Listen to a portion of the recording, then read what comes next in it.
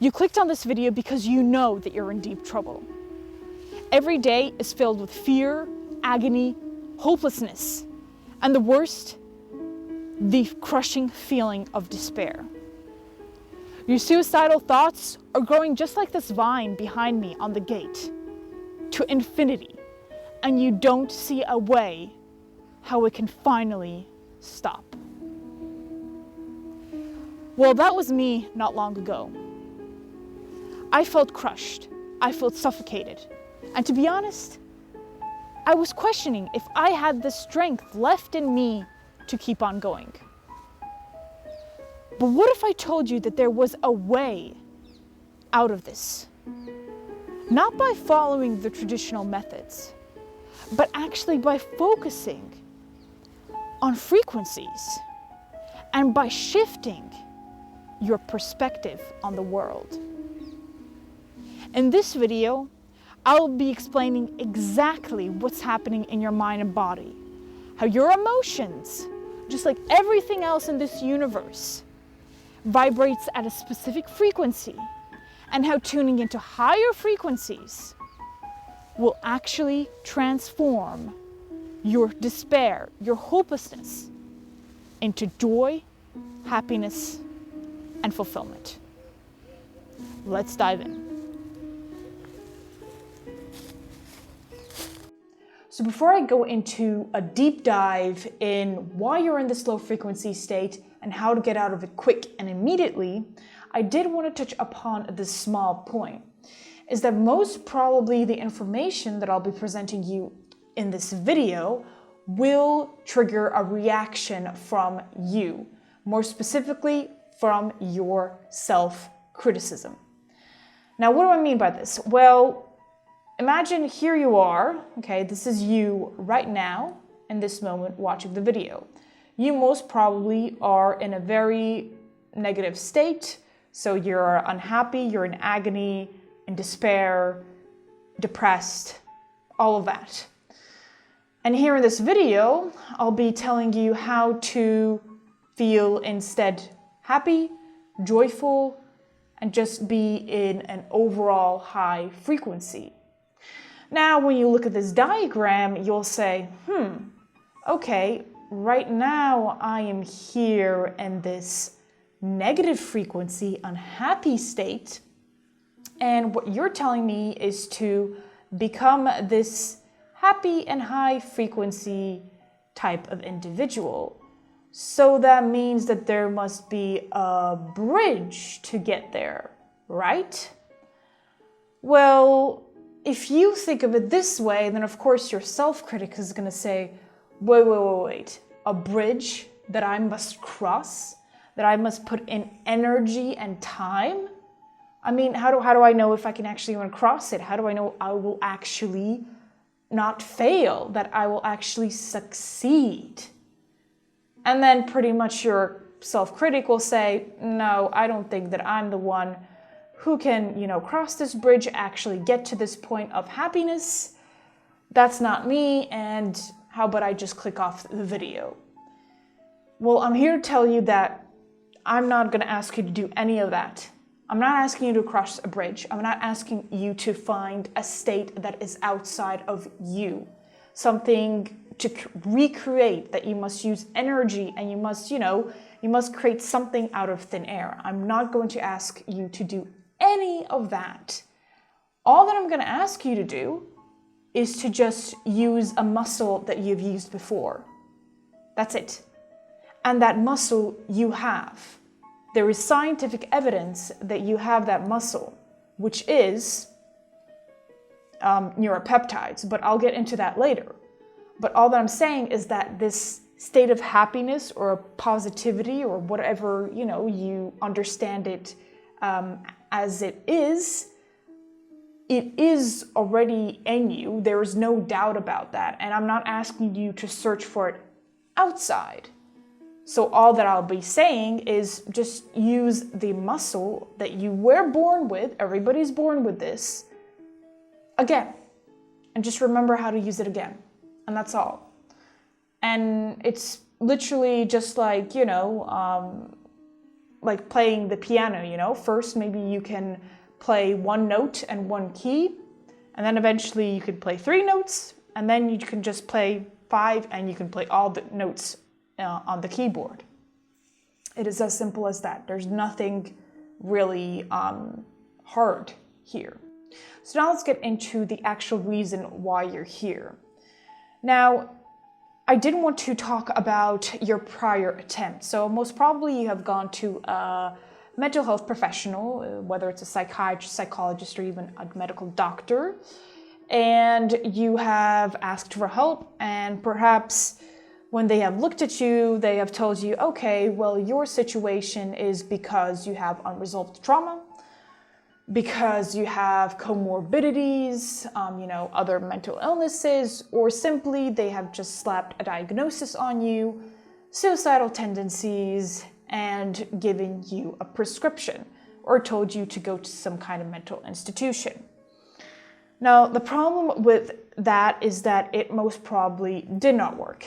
If you're watching this video, you are still searching for answers. And I did want to touch upon the point of why it doesn't work, because it is essential for you to understand the approach that I'm coming from. So this is a table that I created to differentiate between the traditional therapeutic approach from the alternative. I won't be going through everything, but I just wanted to point out 3 main points. Now, number 1, the actual meaning of what healing entails is different. So in the traditional sense, the main focus will be to eliminate your disease or your mental illness and manage the symptoms. So you come with your main problem that you have suicidal tendencies, and their reaction will be, okay, our main focus is eliminating that and to manage, the symptoms that this mental illness is creating. Now, the difference with the alternative approach is that it's not going to focus on suicidal tendencies. It will be looking at the whole of you, meaning your body, your mind, your spirit, and even beyond that. And the point is that the main focus won't be to eliminate something. The main focus will be to maintain an overall state of well-being, which in other words just means maintain a high frequency state in all of your aspects of life. Now, number 2, which I wanted to highlight, is that the traditional aspect focuses on external treatments. So this is mostly the case with psychiatrists. They are trying to push you different pills to drink. Now, the alternative approach is to not look for external solutions, but to just increase your internal self-repair system. And that is what my video is going to be about. As I started off by this video, I'm not going to ask you to do anything that is outside of you, where you have to, you have to push, you have to make yourself do something, create something out of thin air. No, I'm not asking you to do that. All that I'm saying is just to use what you already have, which we all have, is the self-healing processes in our body. And now the last thing that is also important is the patient's role. So mostly, the patient's role is maybe very little if you talk about, medical doctors and maybe also psychiatrists, and it kind of increases if you talk with psychologists. In this video, I want you to believe that your role is 100%. There is no 99.9%. There is nothing that you can get externally from me as adding, to the self-healing process. It all comes from you, from within, which you have. We all have that. We have our inner life force. It's called prana or chi, in many, many different ways, but we all have that. So there's nothing from me that you need to start self-healing. So now that I've explained a bit of my approach and how I see your situation, let's dive into why you're actually in this low frequency state. Simply put, you're not aligned to your purpose. You're not doing what you're meant to do here on this world, because we all have a calling that we're meant to do. Now, how can I say this with such conviction and certainty? Allow me to explain. Firstly, I want you to imagine your world from the point of frequencies. So the chair that I'm sitting on is vibrating at a specific frequency. So are your cells in your body, the water in your body, the water in the air. But most importantly, so are your emotions. So for example, your positive emotions are vibrating at a high frequency. Your negative emotions, such as anger, despair, sadness, are vibrating at low frequencies. Why do I want you to focus on this? Because I will now prove to you how your emotions, how these frequency states directly influence your biological body, your biological processes. And I'll do this by using the research of a woman named Candace Pert. So Candace Pert proved how our emotions stimulate the production of neuropeptides. And what are these neuropeptides? Well, these neuropeptides are pretty much protein molecules, but they are your chemical way of the body messaging and signaling between all of its systems. So she proved that your positive emotions, such as the feelings of joy and pleasure, stimulate the release of the neuropeptide oxytocin, which is the happiness hormone, as they call it. And that's pretty much one of the ways how you relax in your body. On the other hand, she also proved that your negative emotions, such as, anger, for example, stimulate the release of the neuropeptide corticotropin releasing hormone. Essentially, this neuropeptide stimulates ACTH, which is adrenocorticotropic hormone, which then travels to your adrenal glands and finally stimulates the stress hormone that we all know called cortisol. And we all know what cortisol does when it is constantly being created. It suppresses your immune system, your appetite, and many other things. So why is this important? Well, because these receptors for these neuropeptides exist in almost every organ of your body. So literally, your emotions are directly influencing the regulation of your bodily systems. So your emotions regulate your pain, your emotions regulate your immune system, your emotions regulate your endocrine systems, so on. Now, when I'm talking about this, I do want to point out one fact, which is that your situation, which is having these suicidal tendencies or thoughts, should not be viewed from one perspective. So you shouldn't view it just from perhaps the psychological perspective. You should also view it from the biological perspective, and you should view it also from the spiritual perspective, which I'll get into a second. So here, I've pretty much demonstrated how your emotional state, so your frequency state, influences your biological body and your mental state as well.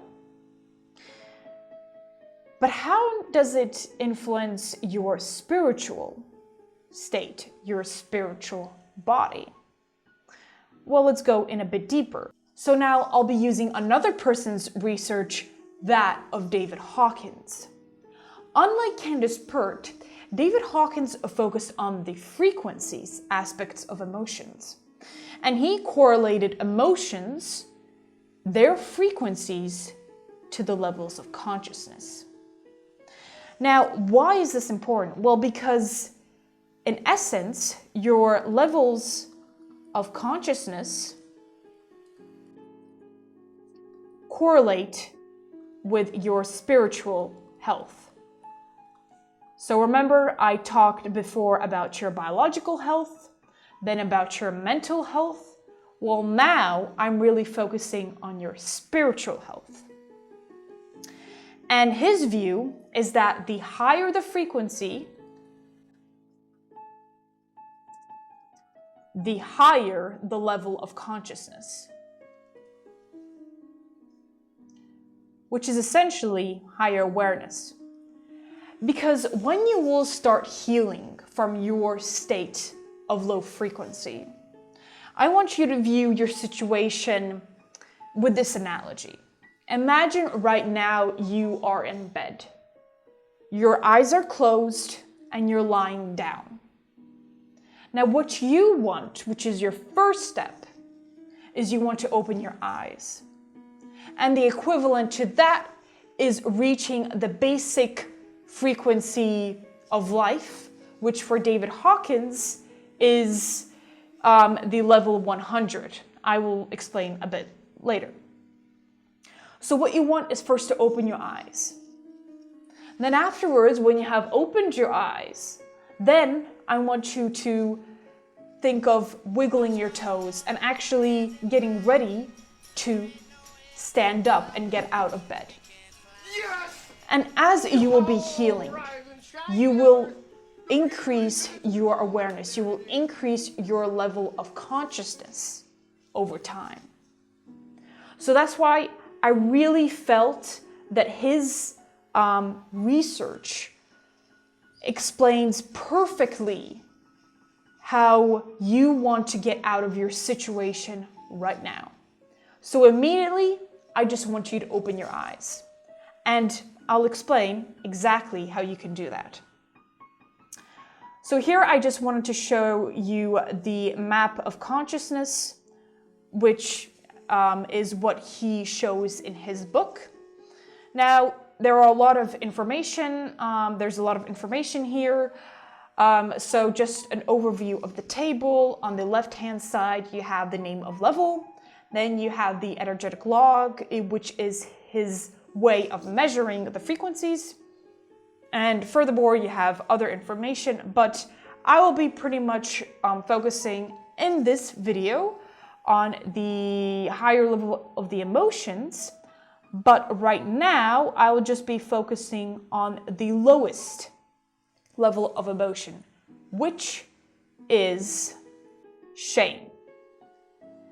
And when I read his book, I was surprised that he actually correlated shame as the lowest emotion. But it made sense because David Hawkins makes the link between shame to actually death. And what does he mean by that? Well, he equated shame as banishment in the olden times. When people were banished from society, it was almost viewed as being, sentenced to death. And the analogy that I want you to see is that although here we're not talking about necessarily banishment from society, what we are talking about is banishment from your inner truth. Because essentially why you are in this situation is, as I said, you're not aligned to your purpose, which means that you have completely shut off your authentic self, your truth. So Hawkin in his book differentiates the different types of frequencies.